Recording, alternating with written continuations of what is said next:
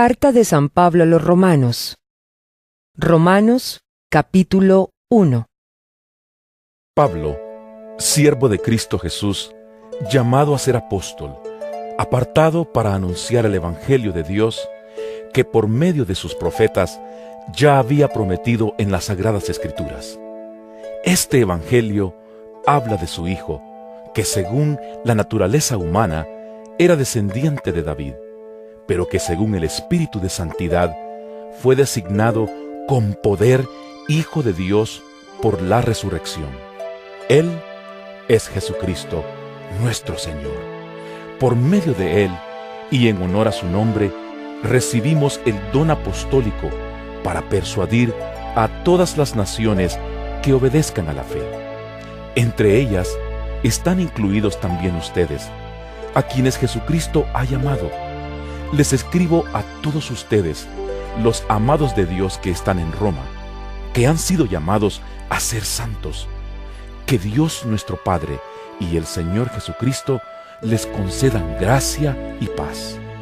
En primer lugar, por medio de Jesucristo, doy gracias a mi Dios por todos ustedes, pues en el mundo entero se habla bien de su fe.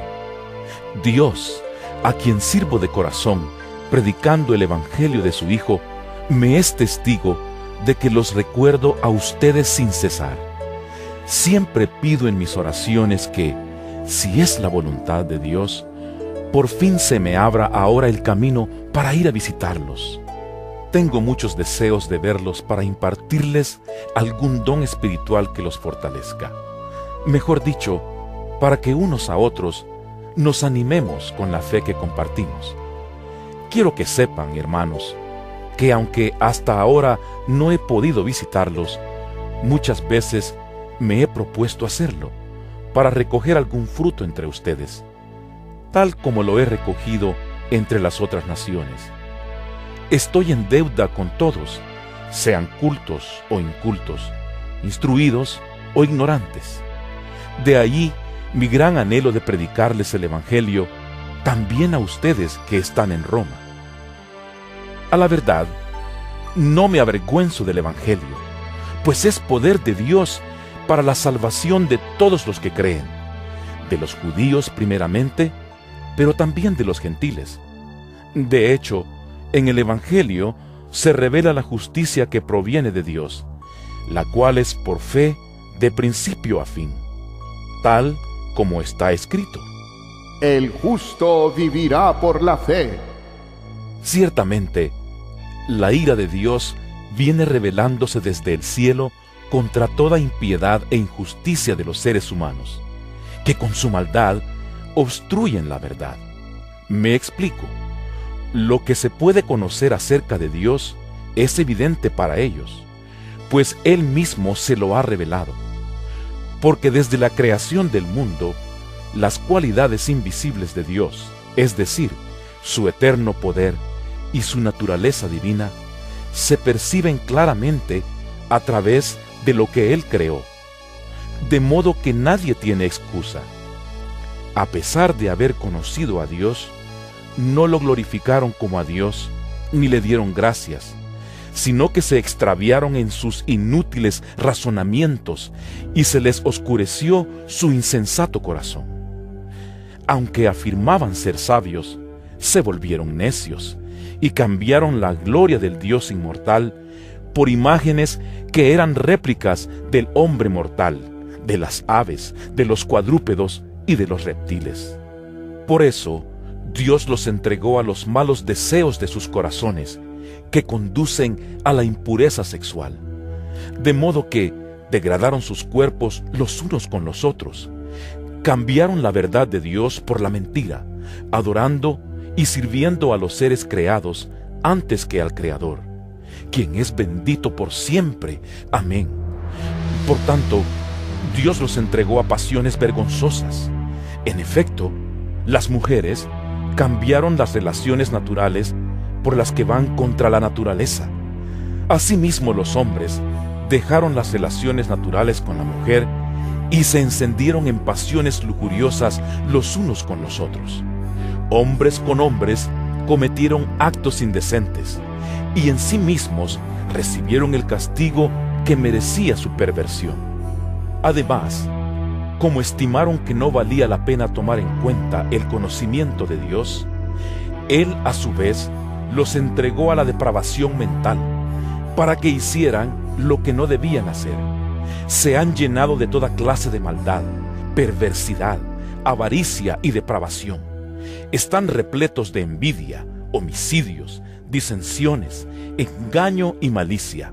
Son chismosos, calumniadores, enemigos de Dios, insolentes, soberbios y arrogantes. Se ingenian maldades, se rebelan contra sus padres, son insensatos, desleales, insensibles, despiadados. Saben bien que, según el justo decreto de Dios, quienes practican tales cosas merecen la muerte. Sin embargo, no solo siguen practicándolas, sino que incluso aprueban a quienes las practican. Romanos capítulo 2. Por tanto, no tienes excusa tú, quien quiera que seas, cuando juzgas a los demás, pues al juzgar a otros, te condenas a ti mismo, ya que practicas las mismas cosas. Ahora bien, sabemos que el juicio de Dios contra los que practican tales cosas se basa en la verdad. ¿Piensas entonces que vas a escapar del juicio de Dios, tú que juzgas a otros, y sin embargo haces lo mismo que ellos? ¿No ves que desprecias las riquezas de la bondad de Dios, de su tolerancia y de su paciencia, al no reconocer que su bondad quiere llevarte al arrepentimiento? Pero por tu obstinación y por tu corazón empedernido, sigues acumulando castigo contra ti mismo para el día de la ira, cuando Dios revelará su justo juicio, porque Dios pagará a cada uno según lo que merezcan sus obras. Él dará vida eterna a los que perseverando en las buenas obras buscan gloria, honor e inmortalidad. Pero los que por egoísmo rechazan la verdad para aferrarse a la maldad, recibirán el gran castigo de Dios. Habrá sufrimiento y angustia para todos los que hacen el mal, los judíos primeramente y también los gentiles. Pero gloria, honor y paz para todos los que hacen el bien, los judíos primeramente y también los gentiles, porque con Dios no hay favoritismos. Todos los que han pecado sin conocer la ley, también perecerán sin la ley, y todos los que han pecado conociendo la ley, por la ley serán juzgados. Porque Dios no considera justos a los que oyen la ley, sino a los que la cumplen. De hecho, cuando los gentiles que no tienen la ley cumplen por naturaleza lo que la ley exige, ellos son ley para sí mismos, aunque no tengan la ley. Estos muestran que llevan escrito en el corazón lo que la ley exige, como lo atestigua su conciencia, pues sus propios pensamientos algunas veces los acusan y otras veces los excusan. Así sucederá el día en que, por medio de Jesucristo, Dios juzgará los secretos de toda persona, como lo declara mi Evangelio. Ahora bien, tú que llevas el nombre de judío, que dependes de la ley y te jactas de tu relación con Dios, que conoces su voluntad y sabes discernir lo que es mejor porque eres instruido por la ley, que estás convencido de ser guía de los ciegos y luz de los que están en la oscuridad, instructor de los ignorantes, maestro de los sencillos, pues tienes en la ley la esencia misma del conocimiento y de la verdad. En fin, tú que enseñas a otros, ¿no te enseñas a ti mismo? Tú que predicas contra el robo, ¿robas? Tú que dices que no se debe cometer adulterio, ¿adulteras? Tú que aborreces a los ídolos, ¿robas de sus templos? Tú que te jactas de la ley, ¿deshonras a Dios quebrantando la ley? Así está escrito: por causa de ustedes se blasfema el nombre de Dios entre los gentiles. La circuncisión tiene valor si observas la ley, pero si la quebrantas, vienes a ser como un incircunciso. Por lo tanto, si los gentiles cumplen los requisitos de la ley, ¿no se les considerará como si estuvieran circuncidados? El que no está físicamente circuncidado, pero obedece la ley, te condenará a ti, que a pesar de tener el mandamiento escrito y la circuncisión, quebrantas la ley. Lo exterior no hace a nadie judío, ni consiste la circuncisión en una señal en el cuerpo. El verdadero judío lo es interiormente, y la circuncisión es la del corazón, la que realiza el espíritu, no el mandamiento escrito. Al que es judío así, lo alaba Dios y no la gente. Romanos capítulo 3. Entonces, ¿qué se gana con ser judío o qué valor tiene la circuncisión? Mucho, desde cualquier punto de vista. En primer lugar, a los judíos se les confiaron las palabras mismas de Dios. Pero entonces, si a algunos les faltó la fe, ¿acaso su falta de fe anula la fidelidad de Dios? De ninguna manera. Dios es siempre veraz, aunque el hombre sea mentiroso. Así está escrito.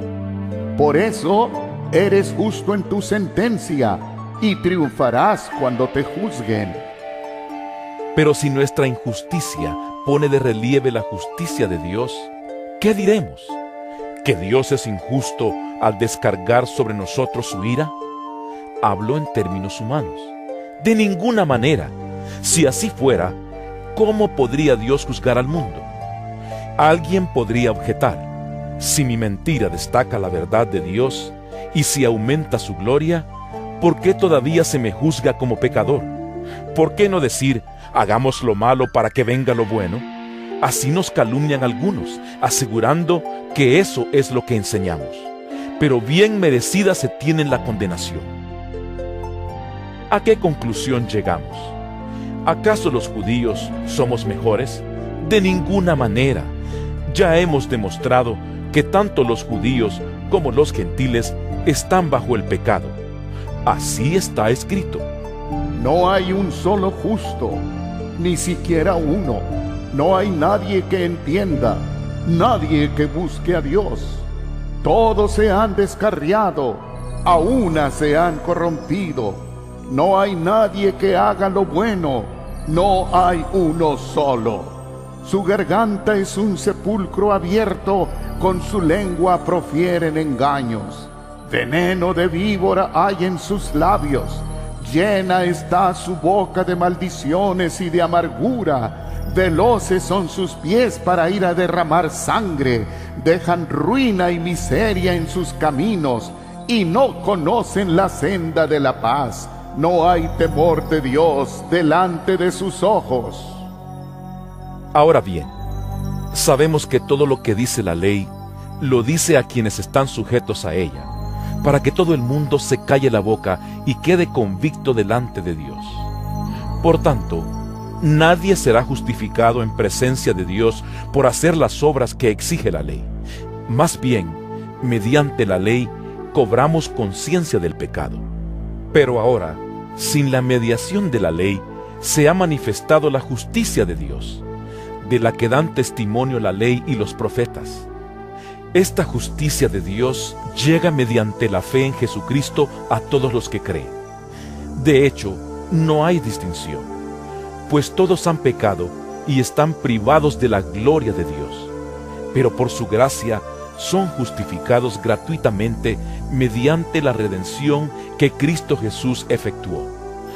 Dios lo ofreció como un sacrificio de expiación que se recibe por la fe en su sangre, para así demostrar su justicia. Anteriormente, en su paciencia, Dios había pasado por alto los pecados, pero en el tiempo presente ha ofrecido a Jesucristo para manifestar su justicia. De este modo, Dios es justo y a la vez el que justifica a los que tienen fe en Jesús. ¿Dónde pues está la jactancia? Queda excluida. ¿Por cuál principio? ¿Por el de la observancia de la ley? No, sino por el de la fe, porque sostenemos que todos somos justificados por la fe, y no por las obras que la ley exige. ¿Es acaso Dios solo Dios de los judíos? ¿No lo es también de los gentiles? Sí, también es Dios de los gentiles, pues no hay más que un solo Dios. Él justificará por la fe a los que están circuncidados y mediante esa misma fe a los que no lo están. ¿Quiere decir que anulamos la ley con la fe? De ninguna manera, más bien confirmamos la ley. Romanos capítulo 4. Entonces, ¿qué diremos en el caso de nuestro antepasado Abraham? En realidad, si Abraham hubiera sido justificado por las obras, habría tenido de qué jactarse, pero no delante de Dios. Pues, ¿qué dice la Escritura? Le creyó Abraham a Dios, y esto se le tomó en cuenta como justicia. Ahora bien, cuando alguien trabaja, no se le toma en cuenta el salario como un favor, sino como una deuda. Sin embargo, al que no trabaja, sino que cree en el que justifica al malvado, se le toma en cuenta la fe como justicia. David dice lo mismo cuando habla de la dicha de aquel a quien Dios le atribuye justicia sin la mediación de las obras. Dichosos aquellos a quienes se les perdonan las transgresiones y se les cubren los pecados. Dichoso aquel cuyo pecado el Señor no tomará en cuenta. ¿Acaso se ha reservado esta dicha solo para los que están circuncidados? ¿Acaso no es también para los gentiles? Hemos dicho que a Abraham se le tomó en cuenta la fe como justicia. ¿Bajo qué circunstancia sucedió esto? ¿Fue antes o después de ser circuncidado? Antes y no después. Es más, cuando todavía no estaba circuncidado, recibió la señal de la circuncisión como sello de la justicia que se le había tomado en cuenta por la fe. Por tanto, Abraham es padre de todos los que creen, aunque no hayan sido circuncidados. Y a estos se les toma en cuenta su fe como justicia.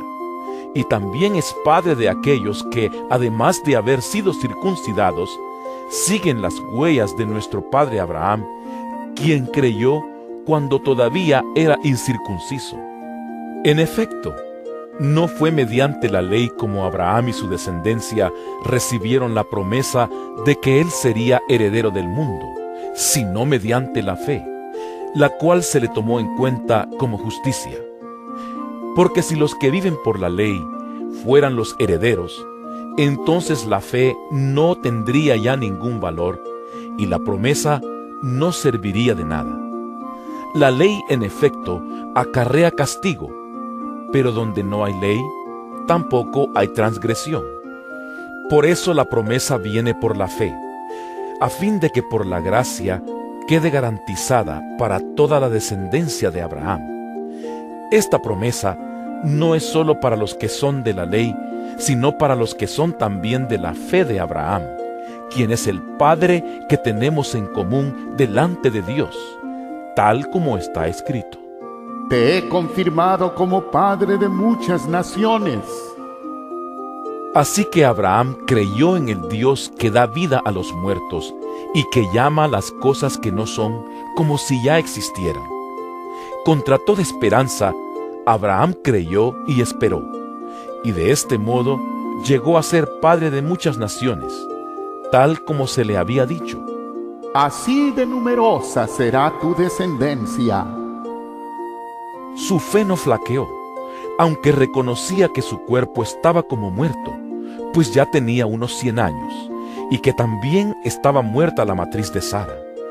Ante la promesa de Dios, no vaciló como un incrédulo, sino que se reafirmó en su fe y dio gloria a Dios, plenamente convencido de que Dios tenía poder para cumplir lo que había prometido. Por eso se le tomó en cuenta su fe como justicia. Y esto de que se le tomó en cuenta no se escribió solo para Abraham, sino también para nosotros. Dios tomará en cuenta nuestra fe como justicia, pues creemos en aquel que le levantó de entre los muertos a Jesús nuestro Señor, Él fue entregado a la muerte por nuestros pecados y resucitó para nuestra justificación. Romanos capítulo 5.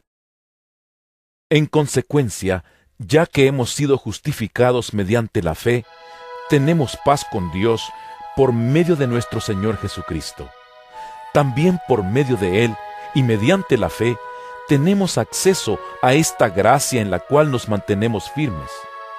Así que nos regocijamos en la esperanza de alcanzar la gloria de Dios.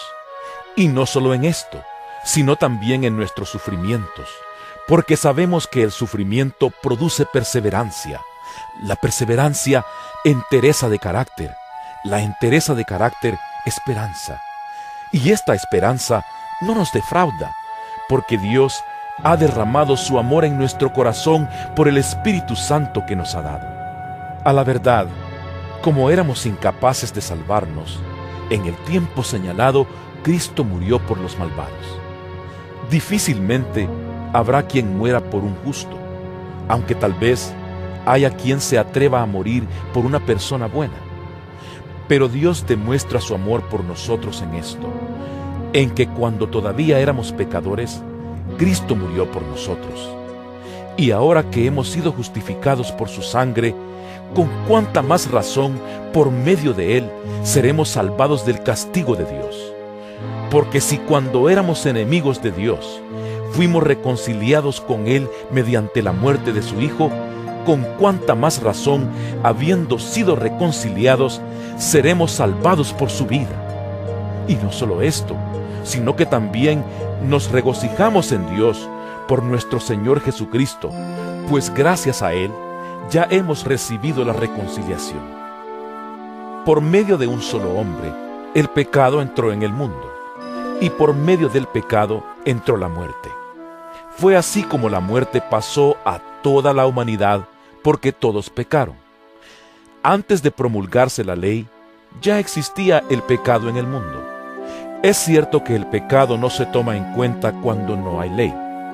Sin embargo, desde Adán hasta Moisés, la muerte reinó, incluso sobre los que no pecaron quebrantando un mandato como lo hizo Adán, quien es figura de aquel que había de venir. Pero la transgresión de Adán no puede compararse con la gracia de Dios, pues si por la transgresión de un solo hombre murieron todos, cuánto más el don que vino por la gracia de un solo hombre, Jesucristo, abundó para todos. Tampoco se puede comparar la dádiva de Dios con las consecuencias del pecado de Adán. El juicio que lleva a la condenación fue resultado de un solo pecado, pero la dádiva que lleva a la justificación tiene que ver con una multitud de transgresiones. Pues si por la transgresión de un solo hombre reinó la muerte, con mayor razón los que reciben en abundancia la gracia y el don de la justicia reinarán en vida por medio de un solo hombre, Jesucristo. Por tanto, así como una sola transgresión causó la condenación de todos, también un solo acto de justicia produjo la justificación que da vida a todos. Porque así como por la desobediencia de uno solo muchos fueron constituidos pecadores, también por la obediencia de uno solo muchos serán constituidos justos. En lo que atañe a la ley, ésta intervino para que aumentara la transgresión. Pero allí donde abundó el pecado, sobreabundó la gracia, a fin de que así como reinó el pecado en la muerte, reine también la gracia que nos trae justificación y vida eterna por medio de Jesucristo nuestro Señor. Romanos capítulo 6. ¿Qué concluiremos? ¿Vamos a persistir en el pecado para que la gracia abunde? De ninguna manera. Nosotros que hemos muerto al pecado, ¿cómo podemos seguir viviendo en él? ¿Acaso no saben ustedes que todos los que fuimos bautizados para unirnos con Cristo Jesús, en realidad fuimos bautizados para participar en su muerte? Por tanto, mediante el bautismo fuimos sepultados con Él en su muerte, a fin de que así como Cristo resucitó por el poder del Padre, también nosotros llevemos una vida nueva. En efecto, si hemos estado unidos con Él en su muerte, sin duda también estaremos unidos con Él en su resurrección. Sabemos que nuestra vieja naturaleza fue crucificada con Él para que nuestro cuerpo pecaminoso perdiera su poder, de modo que ya no siguiéramos siendo esclavos del pecado, porque el que muere queda liberado del pecado. Ahora bien, si hemos muerto con Cristo, confiamos que también viviremos con Él, pues sabemos que Cristo, por haber sido levantado de entre los muertos, ya no puede volver a morir. La muerte ya no tiene dominio sobre Él. En cuanto a su muerte, murió al pecado una vez y para siempre. En cuanto a su vida, vive para Dios. De la misma manera, también ustedes considérense muertos al pecado, pero vivos para Dios en Cristo Jesús. Por lo tanto, no permitan ustedes que el pecado reine en su cuerpo mortal, ni obedezcan a sus malos deseos. No ofrezcan los miembros de su cuerpo al pecado como instrumentos de injusticia.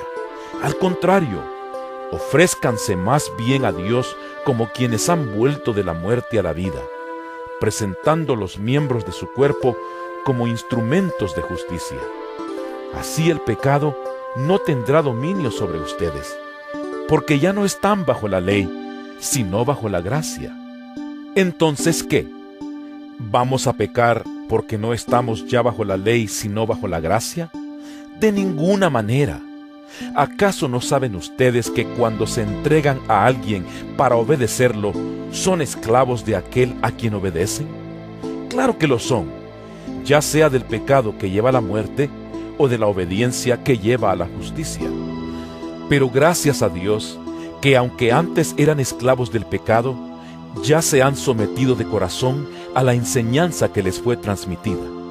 En efecto, habiendo sido liberados del pecado, ahora son ustedes esclavos de la justicia. Hablo en términos humanos, por las limitaciones de su naturaleza humana. Antes, ofrecían ustedes los miembros de su cuerpo para servir a la impureza, que lleva más y más a la maldad. Ofrézcanlos ahora para servir a la justicia, que lleva a la santidad. Cuando ustedes eran esclavos del pecado, estaban libres del dominio de la justicia. ¿Qué fruto cosechaban entonces? Cosas que ahora los avergüenzan y que conducen a la muerte. Pero ahora que han sido liberados del pecado y se han puesto al servicio de Dios, cosechan la santidad que conduce a la vida eterna. Porque la paga del pecado es muerte, mientras que la dádiva de Dios es vida eterna en Cristo Jesús, nuestro Señor. Romanos capítulo 7. Hermanos, les hablo como a quienes conocen la ley. ¿Acaso no saben que uno está sujeto a la ley solamente en vida? Por ejemplo, la casada está ligada por ley a su esposo solo mientras éste vive, pero si su esposo muere, ella queda libre de la ley que la unía a su esposo. Por eso, si se casa con otro hombre mientras su esposo vive, se le considera adúltera. Pero si muere su esposo, ella queda libre de esa ley, y no es adúltera, aunque se case con otro hombre. Asimismo, hermanos míos, ustedes murieron a la ley mediante el cuerpo crucificado de Cristo, a fin de pertenecer al que fue levantado de entre los muertos. De este modo, daremos fruto para Dios. Porque cuando nuestra naturaleza pecaminosa aún nos dominaba, las malas pasiones que la ley nos despertaba actuaban en los miembros de nuestro cuerpo y dábamos fruto para muerte. Pero ahora, al morir a lo que nos tenía subyugados, hemos quedado libres de la ley a fin de servir a Dios con el nuevo poder que nos da el Espíritu y no por medio del antiguo mandamiento escrito. ¿Qué concluiremos? ¿Que la ley es pecado? De ninguna manera. Sin embargo, si no fuera por la ley, no me habría dado cuenta de lo que es el pecado. Por ejemplo, nunca habría sabido yo lo que es codiciar si la ley no hubiera dicho: no codicies. Pero el pecado aprovechando la oportunidad que le proporcionó el mandamiento, despertó en mí toda clase de codicia. Porque aparte de la ley, el pecado está muerto. En otro tiempo, yo tenía vida aparte de la ley, pero cuando vino el mandamiento, cobró vida el pecado y yo morí. Se me hizo evidente que el mismo mandamiento que debía haberme dado vida, me llevó a la muerte, porque el pecado se aprovechó del mandamiento, me engañó, y por medio de él me mató.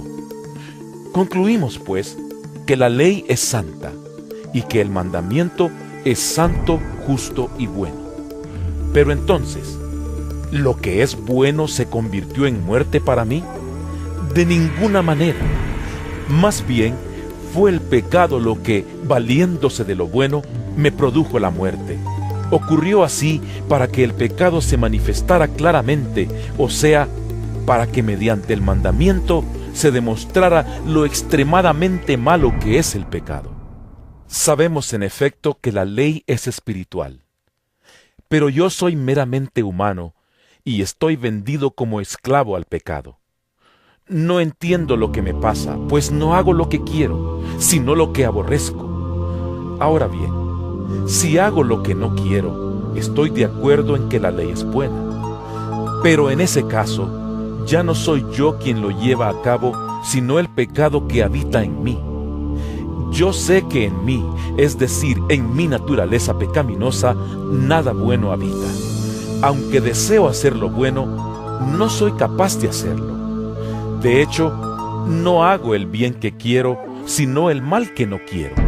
Y si hago lo que no quiero, ya no soy yo quien lo hace, sino el pecado que habita en mí. Así que descubro esta ley, que cuando quiero hacer el bien, me acompaña el mal. Porque en lo íntimo de mi ser, me deleito en la ley de Dios. Pero me doy cuenta de que en los miembros de mi cuerpo hay otra ley, que es la ley del pecado. Esta ley lucha contra la ley de mi mente y me tiene cautivo. Soy un pobre miserable. ¿Quién me librará de este cuerpo mortal? Gracias a Dios por medio de Jesucristo nuestro Señor. En conclusión, con la mente yo mismo me someto a la ley de Dios, pero mi naturaleza pecaminosa está sujeta a la ley del pecado. Romanos capítulo 8. Por lo tanto, ya no hay ninguna condenación para los que están unidos a Cristo Jesús, pues por medio de Él, la ley del Espíritu de vida me ha liberado de la ley del pecado y de la muerte. En efecto, la ley no pudo liberarnos porque la naturaleza pecaminosa anuló su poder. Por eso Dios envió a su propio Hijo en condición semejante a nuestra condición de pecadores, para que se ofreciera en sacrificio por el pecado. Así condenó Dios al pecado en la naturaleza humana, a fin de que las justas demandas de la ley se cumplieran en nosotros, que no vivimos según la naturaleza pecaminosa, sino según el Espíritu. Los que viven conforme a la naturaleza pecaminosa fijan la mente en los deseos de tal naturaleza. En cambio, los que viven conforme al Espíritu fijan la mente en los deseos del Espíritu. La mentalidad pecaminosa es muerte, mientras que la mentalidad que proviene del Espíritu es vida y paz. La mentalidad pecaminosa es enemiga de Dios, pues no se somete a la ley de Dios, ni es capaz de hacerlo. Los que viven según la naturaleza pecaminosa no pueden agradar a Dios. Sin embargo, ustedes no viven según la naturaleza pecaminosa, sino según el Espíritu, si es que el Espíritu de Dios vive en ustedes. Y si alguno no tiene el Espíritu de Cristo, no es de Cristo. Pero si Cristo está en ustedes, el cuerpo está muerto a causa del pecado, pero el Espíritu que está en ustedes es vida a causa de la justicia.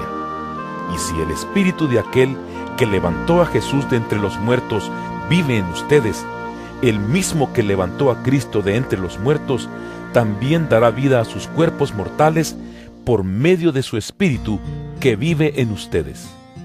Por tanto, hermanos, tenemos una obligación, pero no es la de vivir conforme a la naturaleza pecaminosa, porque si ustedes viven conforme a ella, morirán.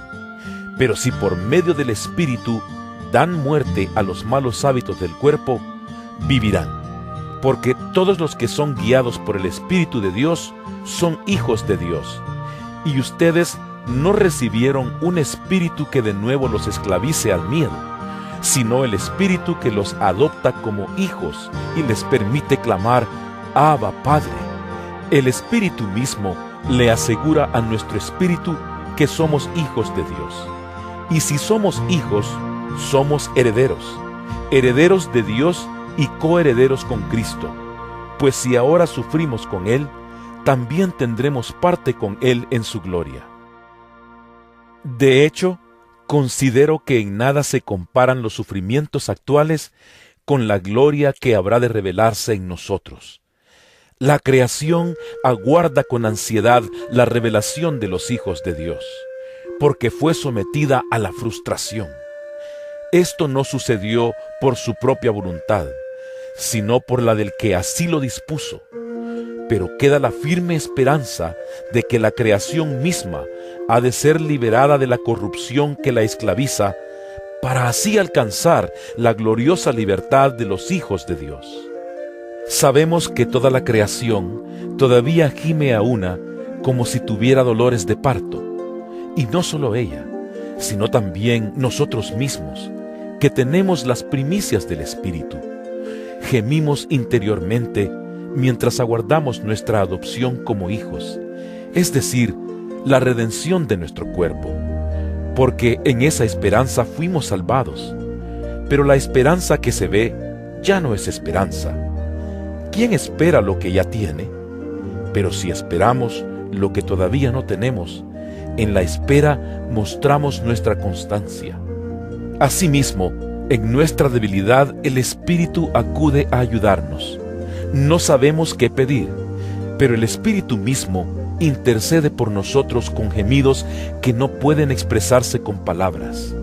Y Dios, que examina los corazones, sabe cuál es la intención del Espíritu, porque el Espíritu intercede por los creyentes conforme a la voluntad de Dios.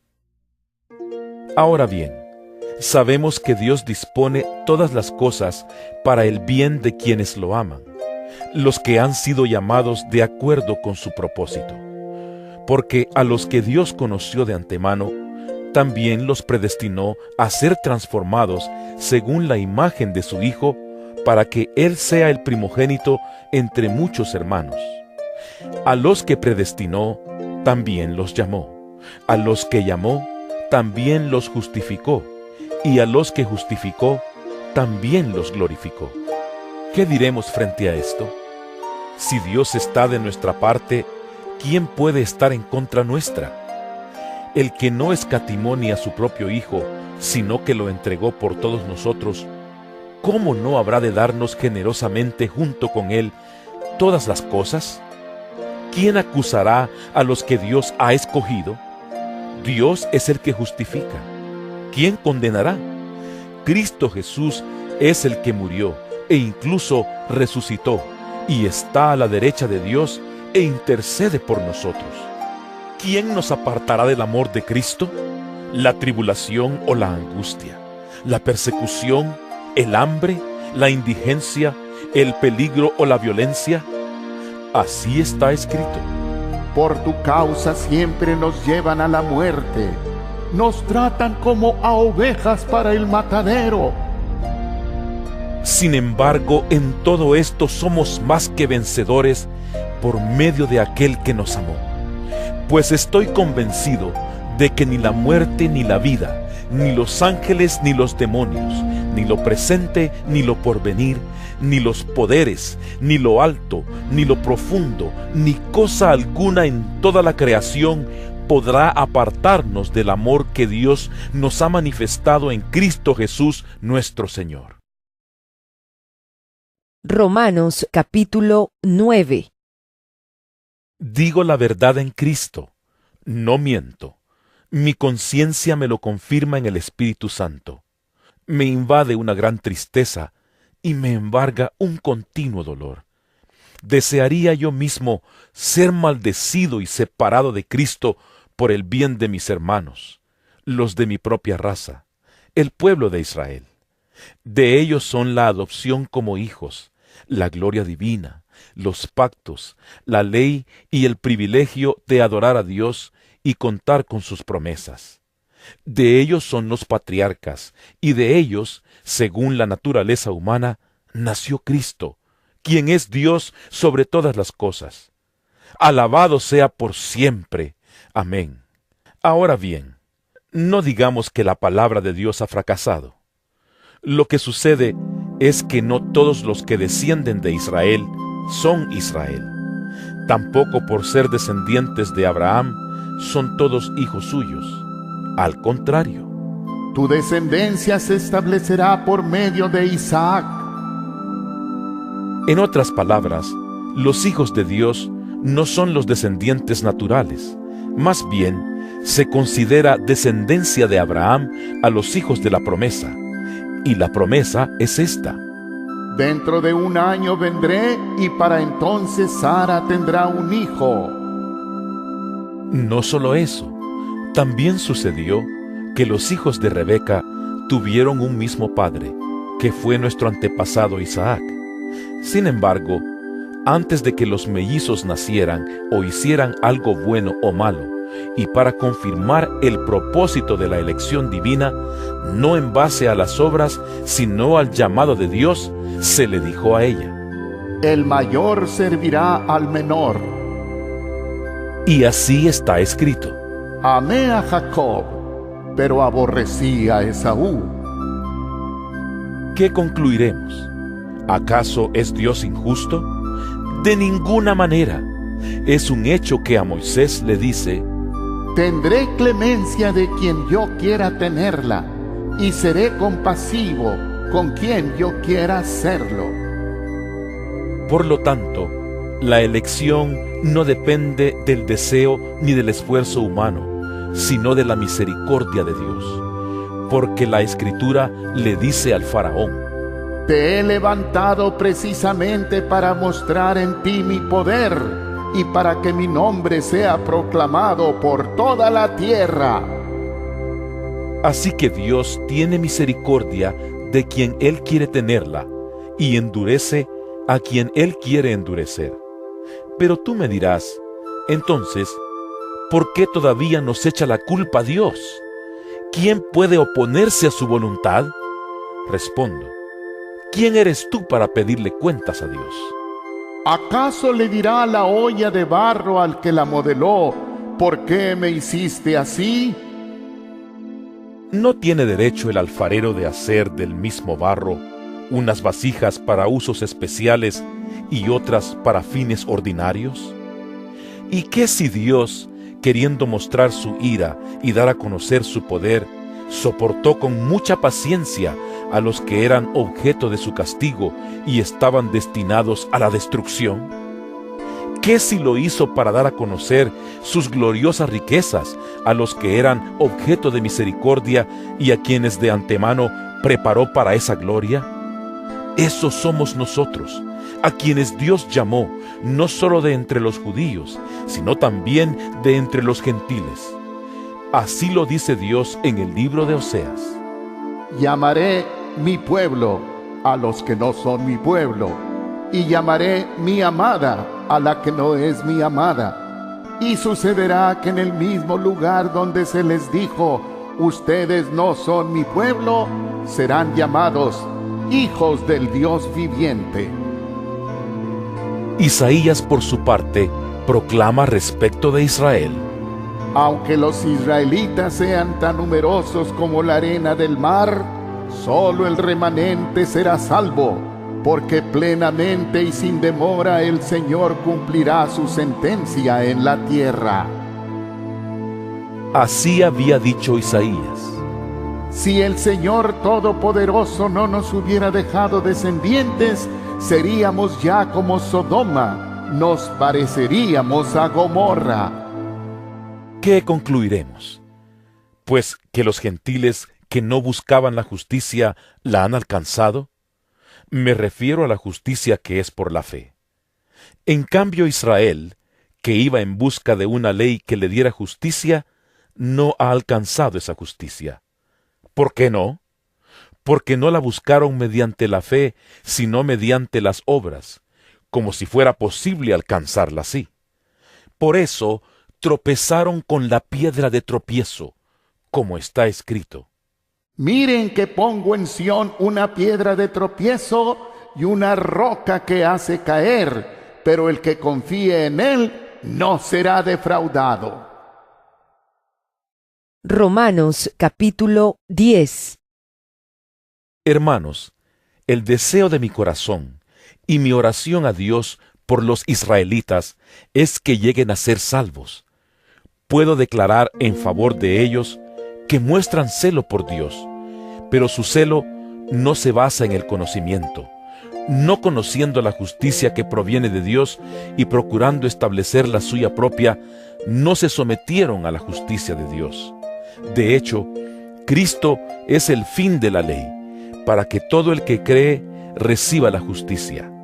Así describe Moisés la justicia que se basa en la ley. Quien practique estas cosas vivirá por ellas. Pero la justicia que se basa en la fe afirma: No digas en tu corazón, ¿quién subirá al cielo? Es decir, para hacer bajar a Cristo. O, ¿quién bajará al abismo? Es decir, para hacer subir a Cristo de entre los muertos. ¿Qué afirma entonces?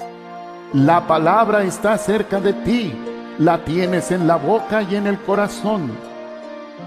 Esta es la palabra de fe que predicamos, que si confiesas con tu boca que Jesús es el Señor y crees en tu corazón que Dios lo levantó de entre los muertos, serás salvo. Porque con el corazón se cree para ser justificado, pero con la boca se confiesa para ser salvo. Así dice la Escritura. Todo el que confíe en Él no será jamás defraudado. No hay diferencia entre judíos y gentiles, pues el mismo Señor es Señor de todos y bendice abundantemente a cuantos lo invocan, porque todo el que invoque el nombre del Señor será salvo. Ahora bien, ¿cómo invocarán a aquel en quien no han creído? ¿Y cómo creerán en aquel de quien no han oído? ¿Y cómo oirán si no hay quien les predique? ¿Y quién predicará sin ser enviado? Así está escrito. Qué hermoso es recibir al mensajero que trae buenas nuevas. Sin embargo, no todos los israelitas aceptaron las buenas nuevas. Isaías dice: Señor, ¿quién ha creído a nuestro mensaje? Así que la fe viene como resultado de oír el mensaje, y el mensaje que se oye es la palabra de Cristo.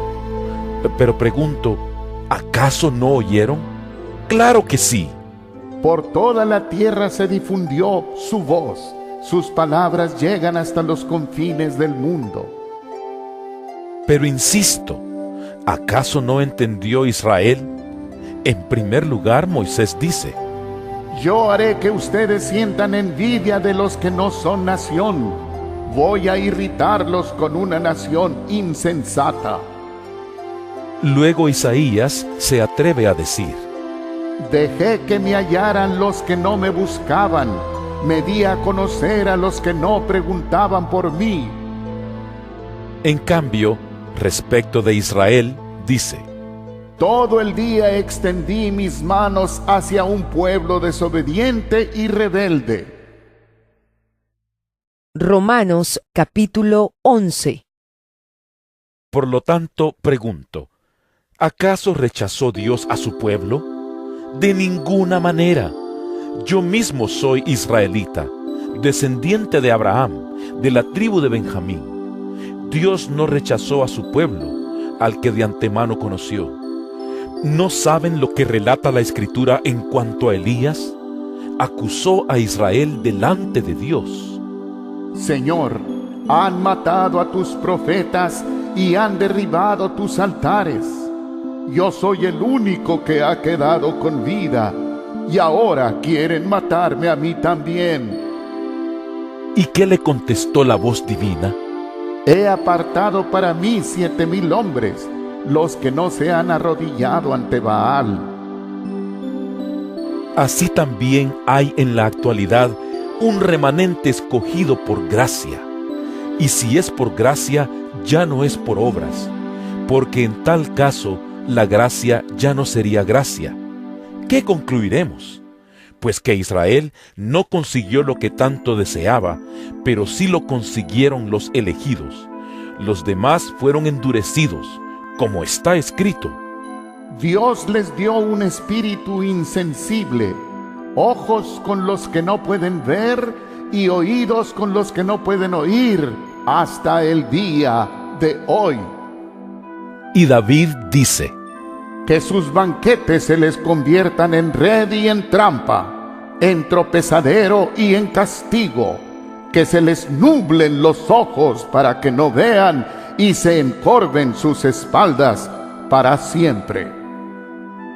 Ahora pregunto, ¿acaso tropezaron para no volver a levantarse? De ninguna manera. Más bien, gracias a su transgresión, ha venido la salvación a los gentiles para que Israel sienta celos. Pero si su transgresión ha enriquecido al mundo, es decir, si su fracaso ha enriquecido a los gentiles, ¿cuánto mayor será la riqueza que su plena restauración producirá? Me dirijo ahora a ustedes, los gentiles. Como apóstol que soy de ustedes, le hago honor a mi ministerio, pues quisiera ver si de algún modo despierto los celos de mi propio pueblo, para así salvar a algunos de ellos. Pues si el haberlos rechazado dio como resultado la reconciliación entre Dios y el mundo, ¿no será su restitución una vuelta a la vida? Si se consagra la parte de la masa que se ofrece como primicias, también se consagra toda la masa. Si la raíz es santa, también lo son las ramas. Ahora bien, es verdad que algunas de las ramas han sido desgajadas y que tú, siendo de olivo silvestre, has sido injertado entre las otras ramas.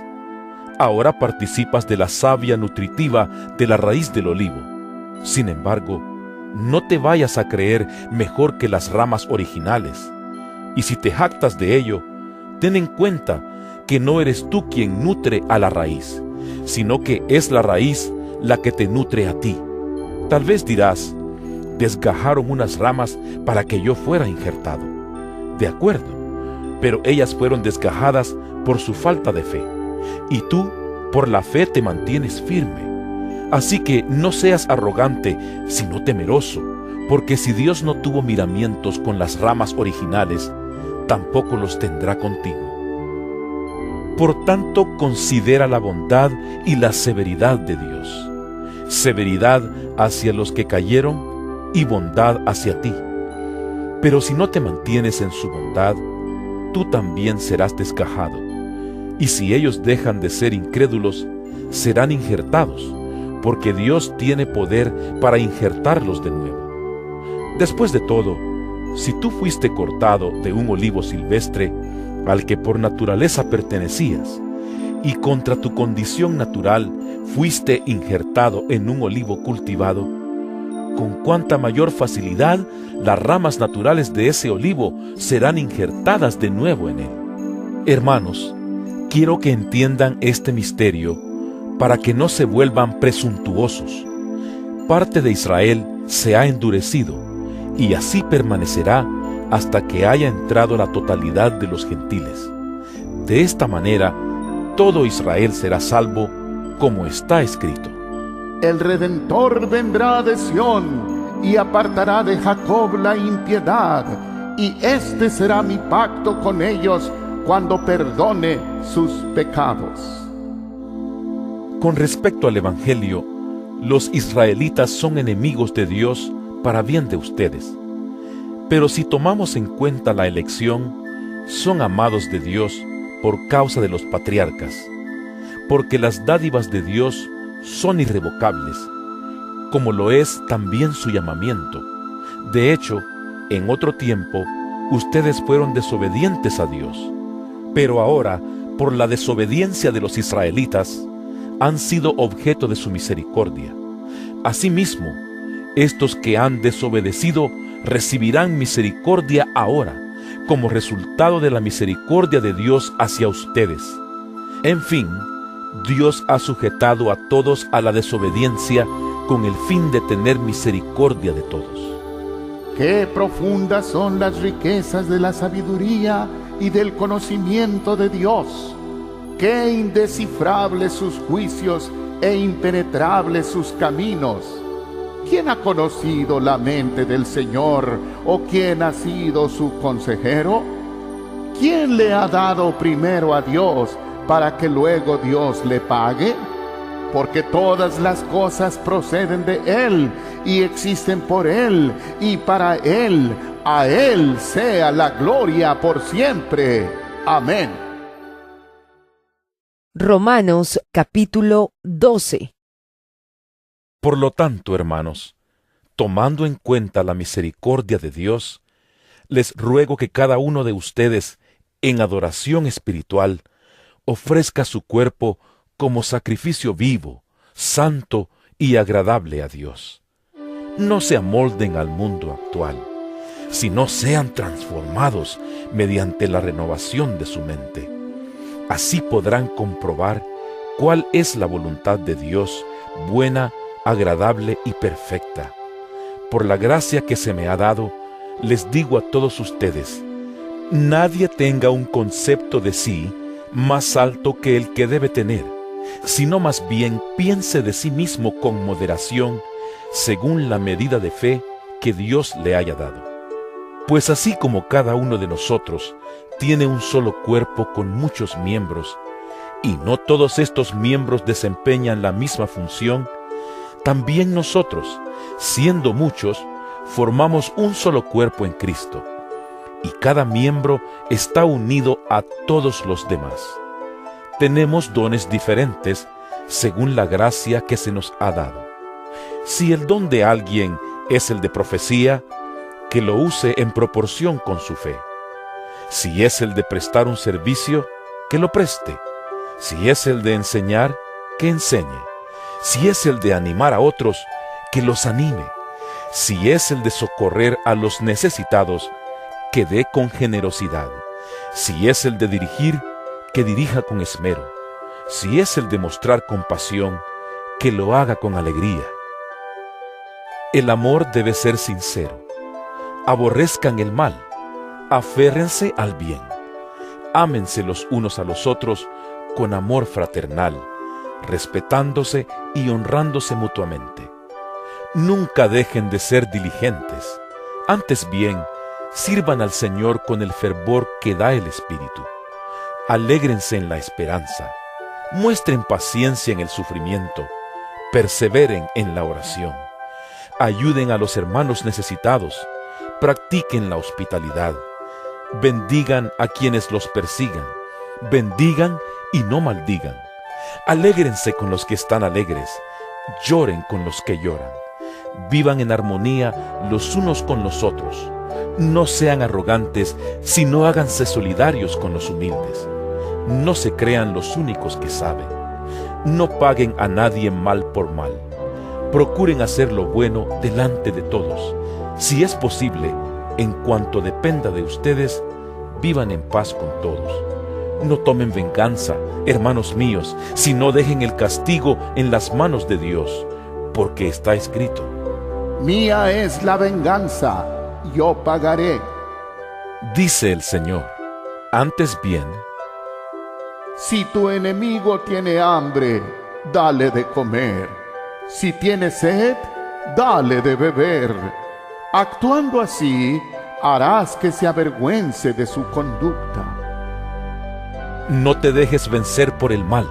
Al contrario, vence el mal con el bien. Romanos capítulo 13. Todos deben someterse a las autoridades públicas, pues no hay autoridad que Dios no haya dispuesto. Así que las que existen fueron establecidas por Él. Por lo tanto, todo el que se opone a la autoridad se rebela contra lo que Dios ha instituido. Los que así proceden recibirán castigo, porque los gobernantes no están para infundir terror a los que hacen lo bueno, sino a los que hacen lo malo. ¿Quieres librarte del miedo a la autoridad? Haz lo bueno, y tendrás su aprobación, pues está al servicio de Dios para tu bien. Pero si haces lo malo, entonces debes tener miedo. No en vano lleva la espada, pues está al servicio de Dios para impartir justicia y castigar al malhechor. Así que es necesario someterse a las autoridades, no solo para evitar el castigo, sino también por razones de conciencia. Por eso mismo pagan ustedes impuestos, pues las autoridades están al servicio de Dios, dedicadas precisamente a gobernar. Paguen a cada uno lo que le corresponda. Si deben impuestos, paguen los impuestos. Si deben contribuciones, paguen las contribuciones. Al que deban respeto, muéstrenle respeto. Al que deban honor, ríndanle honor. No tengan deudas pendientes con nadie, a no ser la de amarse unos a otros. De hecho, quien ama al prójimo ha cumplido la ley, porque los mandamientos que dicen: no cometas adulterio, no mates, no robes, no codicies, y todos los demás mandamientos se resumen en este precepto: ama a tu prójimo como a ti mismo. El amor no perjudica al prójimo, así que el amor es el cumplimiento de la ley. Hagan todo esto estando conscientes del tiempo en que vivimos. Ya es hora de que despierten del sueño, pues nuestra salvación está ahora más cerca de cuando inicialmente creímos. La noche está muy avanzada y ya se acerca el día. Por eso, dejemos a un lado las obras de la oscuridad y pongámonos la armadura de la luz. Vivamos decentemente como a la luz del día, no en orgías y borracheras, ni en inmoralidad sexual y libertinaje, ni en disensiones y envidias. Más bien, revístanse ustedes del Señor Jesucristo y no se preocupen por satisfacer los deseos de la naturaleza pecaminosa. Romanos capítulo 14. Reciban al que es débil en la fe, pero no para entrar en discusiones. A algunos su fe les permite comer de todo, pero hay quienes son débiles en la fe y solo comen verduras. El que come de todo no debe menospreciar al que no come ciertas cosas, y el que no come de todo no debe condenar al que lo hace, pues Dios lo ha aceptado. ¿Quién eres tú para juzgar al siervo de otro? Que se mantenga en pie o que caiga es asunto de su propio Señor, y se mantendrá en pie porque el Señor tiene poder para sostenerlo. Hay quien considera que un día tiene más importancia que otro, pero hay quien considera iguales todos los días. Cada uno debe estar firme en sus propias opiniones. El que le da importancia especial a cierto día, lo hace para el Señor. El que come de todo, come para el Señor, y lo demuestra dándole gracias a Dios. Y el que no come, para el Señor se abstiene, y también da gracias a Dios. Porque ninguno de nosotros vive para sí mismo, ni tampoco muere para sí. Si vivimos, para el Señor vivimos, y si morimos, para el Señor morimos. Así pues, sea que vivamos o que muramos, del Señor somos. Para esto mismo murió Cristo y volvió a vivir, para ser Señor tanto de los que han muerto como de los que aún viven. Tú entonces, ¿por qué juzgas a tu hermano? ¿O tú, por qué lo menosprecias? Todos tendremos que comparecer ante el tribunal de Dios. Está escrito: tan cierto como que yo vivo, dice el Señor, ante mí se doblará toda rodilla y toda lengua confesará a Dios. Así que cada uno de nosotros tendrá que dar cuentas de sí a Dios. Por tanto, dejemos de juzgarnos unos a otros. Más bien, propónganse no poner tropiezos ni obstáculos al hermano. Yo de mi parte, estoy plenamente convencido en el Señor Jesús de que no hay nada impuro en sí mismo. Si algo es impuro, lo es solamente para quien así lo considera. Ahora bien, si tu hermano se angustia por causa de lo que comes, ya no te comportas con amor. No destruyas por causa de la comida al hermano por quien Cristo murió. En una palabra, no den lugar a que se hable mal del bien que ustedes practican, porque el reino de Dios no es cuestión de comidas o bebidas, sino de justicia, paz y alegría en el Espíritu Santo. El que de esta manera sirve a Cristo, agrada a Dios y es aprobado por sus semejantes. Por lo tanto, esforcémonos por promover todo lo que conduzca a la paz y a la mutua edificación. No destruyas la obra de Dios por causa de la comida. Todo alimento es puro. Lo malo es hacer tropezar a otros por lo que uno come. Más vale no comer carne ni beber vino, ni hacer nada que haga caer a tu hermano. Así que la convicción que tengas tú al respecto, manténla como algo entre Dios y tú.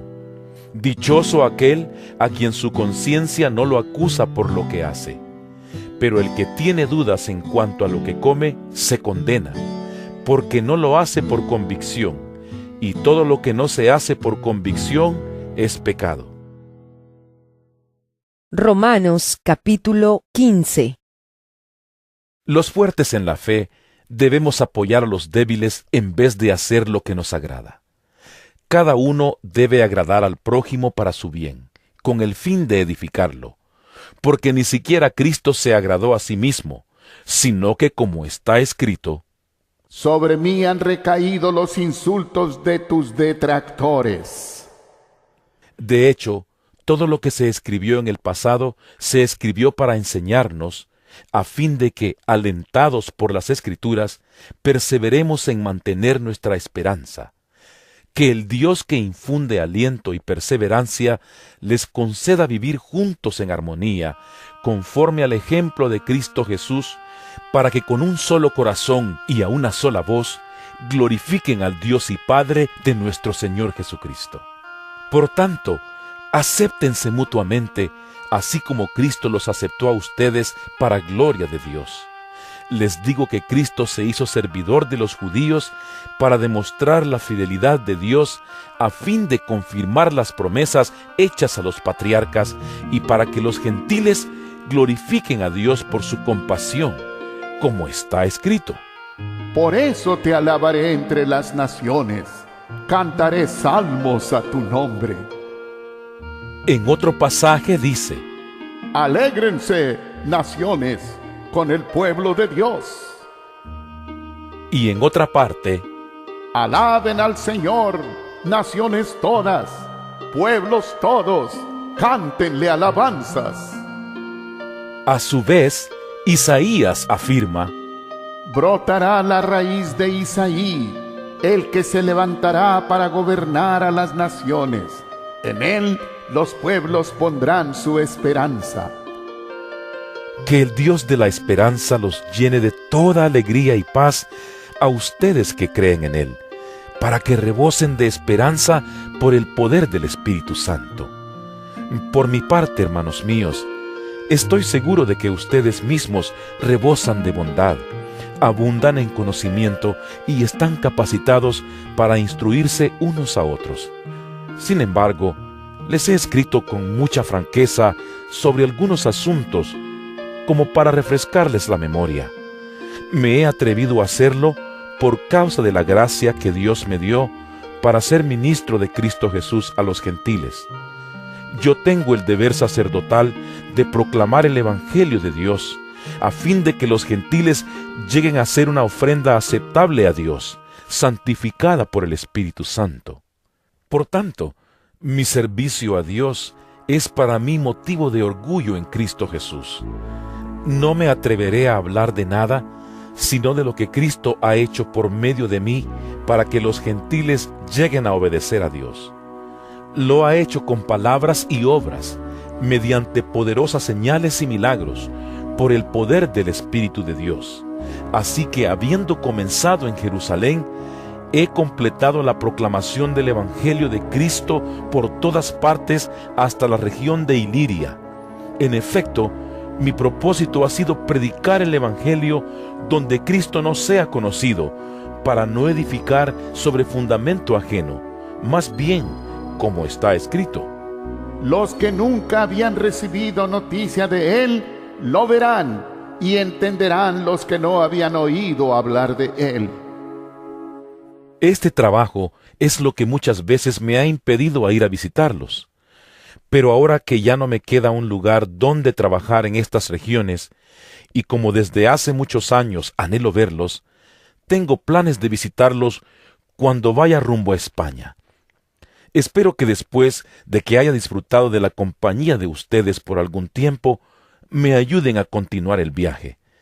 Por ahora voy a Jerusalén para llevar ayuda a los hermanos, ya que Macedonia y Acaya tuvieron a bien hacer una colecta para los hermanos pobres de Jerusalén. Lo hicieron de buena voluntad, aunque en realidad era su obligación hacerlo, porque si los gentiles han participado de las bendiciones espirituales de los judíos, están en deuda con ellos para servirles con las bendiciones materiales. Así que una vez que yo haya cumplido esta tarea y entregado en sus manos este fruto, saldré para España y de paso los visitaré a ustedes. Sé que cuando los visite, iré con la abundante bendición de Cristo. Les ruego, hermanos, por nuestro Señor Jesucristo y por el amor del Espíritu, que se unan conmigo en esta lucha y que oren a Dios por mí. Pídanle que me libre de caer en manos de los incrédulos que están en Judea, y que los hermanos de Jerusalén reciban bien la ayuda que les llevo. De este modo, por la voluntad de Dios, llegaré a ustedes con alegría y podré descansar entre ustedes por algún tiempo.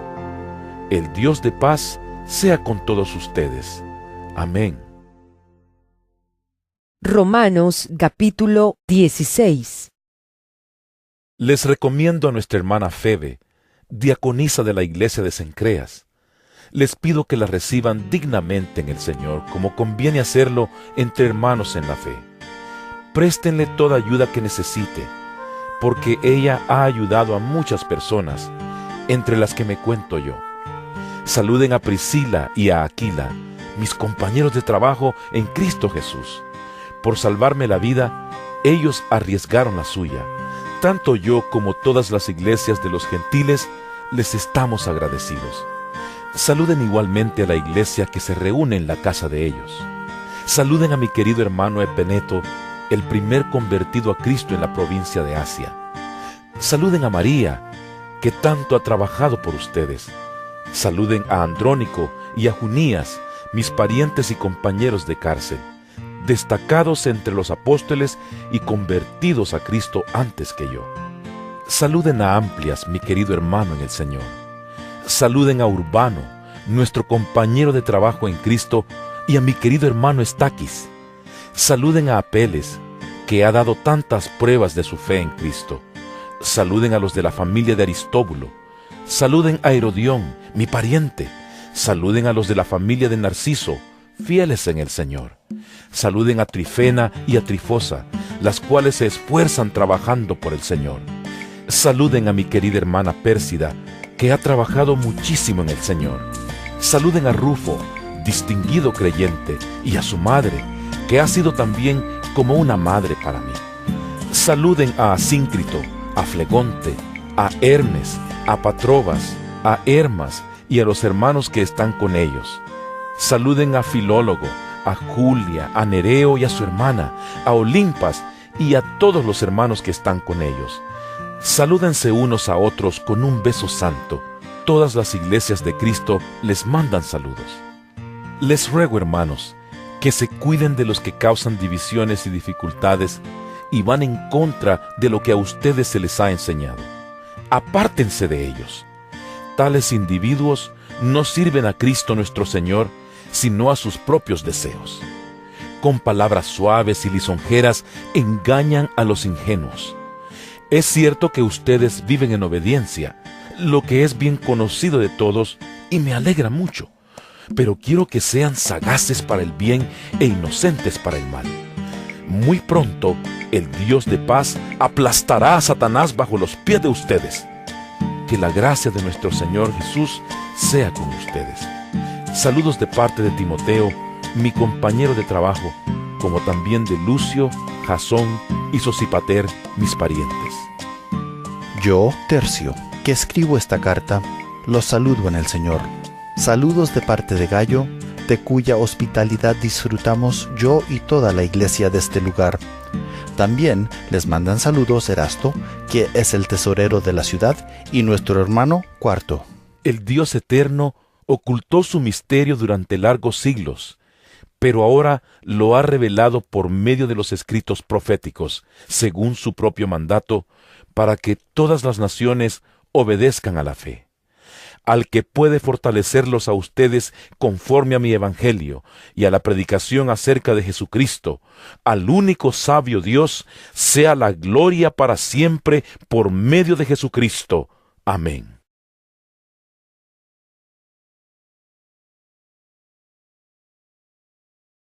Que no tienen la ley, cumplen por naturaleza lo que la ley exige, ellos son ley para sí mismos, aunque no tengan la ley. Estos muestran que llevan escrito en el corazón lo que la ley exige, como lo atestigua su conciencia. Pues sus propios pensamientos algunas veces los acusan y otras veces los excusan. Así sucederá el día en que, por medio de Jesucristo, Dios juzgará los secretos de toda persona, como lo declara mi evangelio. Ahora bien, tú que llevas el nombre de judío, que dependes de la ley y te jactas de tu relación con Dios, que conoces su voluntad y sabes discernir lo que es mejor porque eres instruido por la ley, que estás convencido de ser guía de los ciegos y luz de los que están en la oscuridad, instructor de los ignorantes, maestro de los sencillos, pues tienes en la ley la esencia misma del conocimiento y de la verdad. En fin, tú que enseñas a otros, ¿no te enseñas a ti mismo? Tú que predicas contra el robo, ¿robas? Tú que dices que no se debe cometer adulterio, ¿adulteras?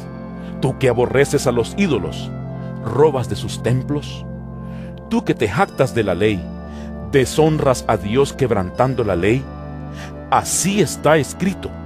Por causa de ustedes se blasfema el nombre de Dios entre los gentiles.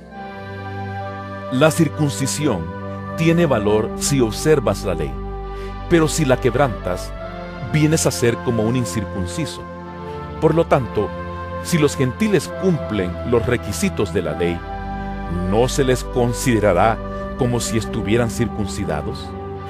El que no está físicamente circuncidado, pero obedece la ley, te condenará a ti, que a pesar de tener el mandamiento escrito y la circuncisión, quebrantas la ley.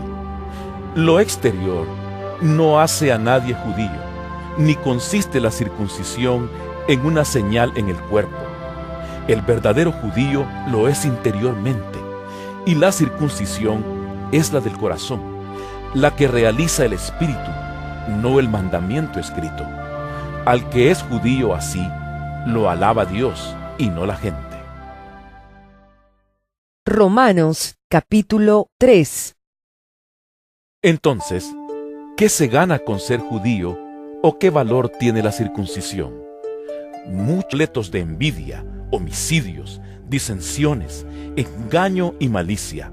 Son chismosos, calumniadores, enemigos de Dios, insolentes, soberbios y arrogantes, se ingenian maldades, se rebelan contra sus padres, son insensatos, desleales, insensibles, despiadados. Saben bien que, según el justo decreto de Dios, quienes practican tales cosas merecen la muerte. Sin embargo, no solo siguen practicándolas, sino que incluso aprueban a quienes las practican. Romanos capítulo 2. Por tanto, no tienes excusa tú, quien quiera que seas, cuando juzgas a los demás, pues al juzgar a otros, te condenas a ti mismo, ya que practicas las mismas cosas.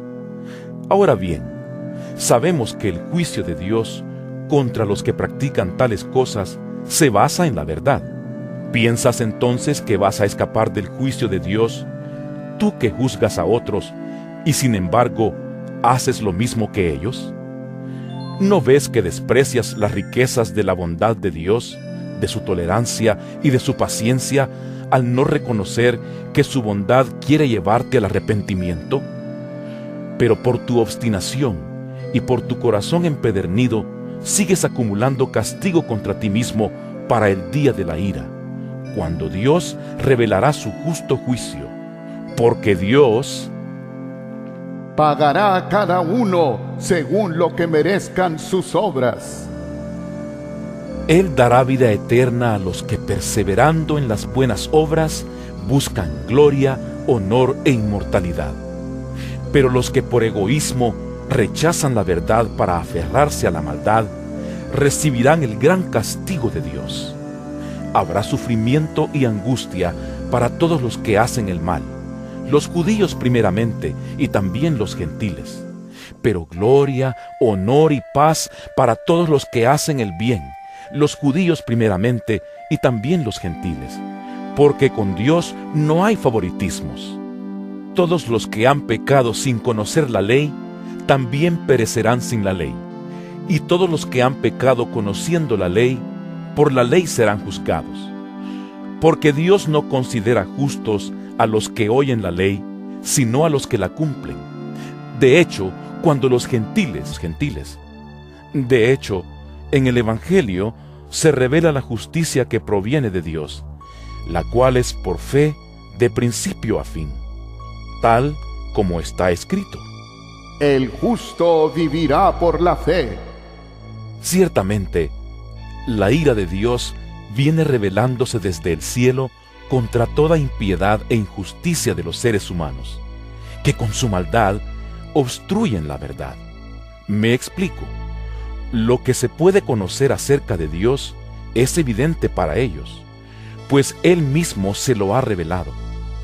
Porque desde la creación del mundo, las cualidades invisibles de Dios, es decir, su eterno poder y su naturaleza divina, se perciben claramente a través de lo que Él creó, de modo que nadie tiene excusa. A pesar de haber conocido a Dios, no lo glorificaron como a Dios, ni le dieron gracias, sino que se extraviaron en sus inútiles razonamientos y se les oscureció su insensato corazón. Aunque afirmaban ser sabios, se volvieron necios y cambiaron la gloria del Dios inmortal por imágenes que eran réplicas del hombre mortal, de las aves, de los cuadrúpedos y de los reptiles. Por eso, Dios los entregó a los malos deseos de sus corazones, que conducen a la impureza sexual, de modo que degradaron sus cuerpos los unos con los otros, cambiaron la verdad de Dios por la mentira, adorando y sirviendo a los seres creados antes que al Creador, quien es bendito por siempre. Amén. Por tanto, Dios los entregó a pasiones vergonzosas. En efecto, las mujeres cambiaron las relaciones naturales por las que van contra la naturaleza. Asimismo, los hombres dejaron las relaciones naturales con la mujer y se encendieron en pasiones lujuriosas los unos con los otros. Hombres con hombres cometieron actos indecentes y en sí mismos recibieron el castigo que merecía su perversión.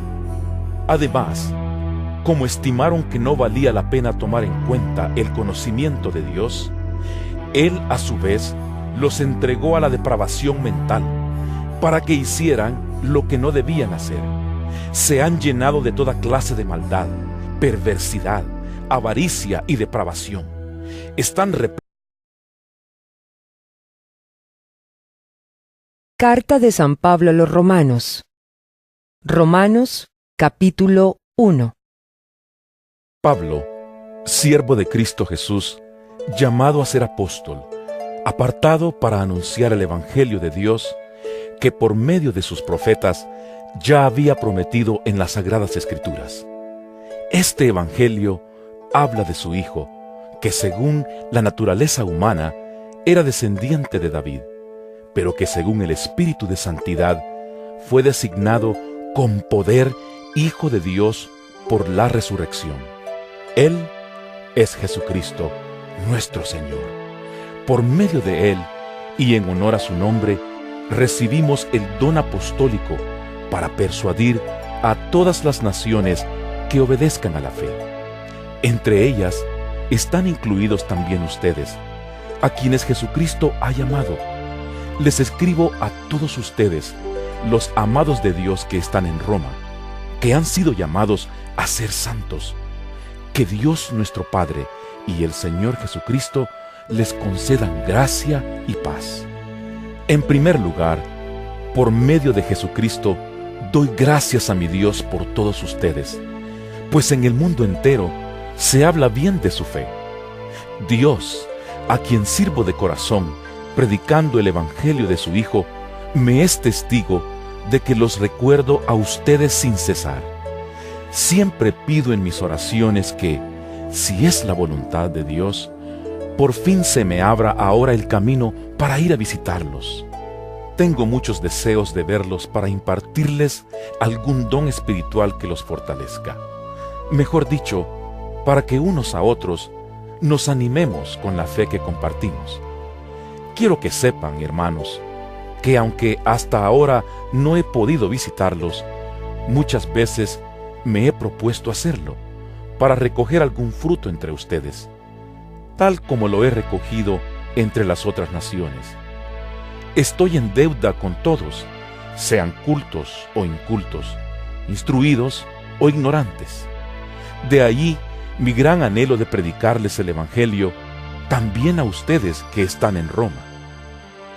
A la verdad, no me avergüenzo del Evangelio, pues es poder de Dios para la salvación de todos los que creen, de los judíos primeramente, pero también de los desde cualquier punto de vista.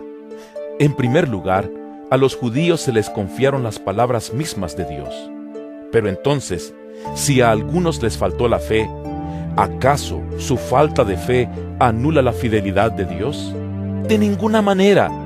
Dios es siempre veraz, aunque el hombre sea mentiroso. Así está escrito. Por eso eres justo en tu sentencia y triunfarás cuando te juzguen. Pero si nuestra injusticia pone de relieve la justicia de Dios, ¿qué diremos? ¿Que Dios es injusto al descargar sobre nosotros su ira? Hablo en términos humanos. De ninguna manera. Si así fuera, ¿cómo podría Dios juzgar al mundo? Alguien podría objetar: si mi mentira destaca la verdad de Dios y si aumenta su gloria, ¿por qué todavía se me juzga como pecador? ¿Por qué no decir, hagamos lo malo para que venga lo bueno? Así nos calumnian algunos, asegurando que eso es lo que enseñamos. Pero bien merecida se tiene la condenación. ¿A qué conclusión llegamos? ¿Acaso los judíos somos mejores? De ninguna manera. Ya hemos demostrado que tanto los judíos como los gentiles están bajo el pecado. Así está escrito. No hay un solo justo, ni siquiera uno. No hay nadie que entienda, nadie que busque a Dios. Todos se han descarriado, a una se han corrompido. No hay nadie que haga lo bueno, no hay uno solo.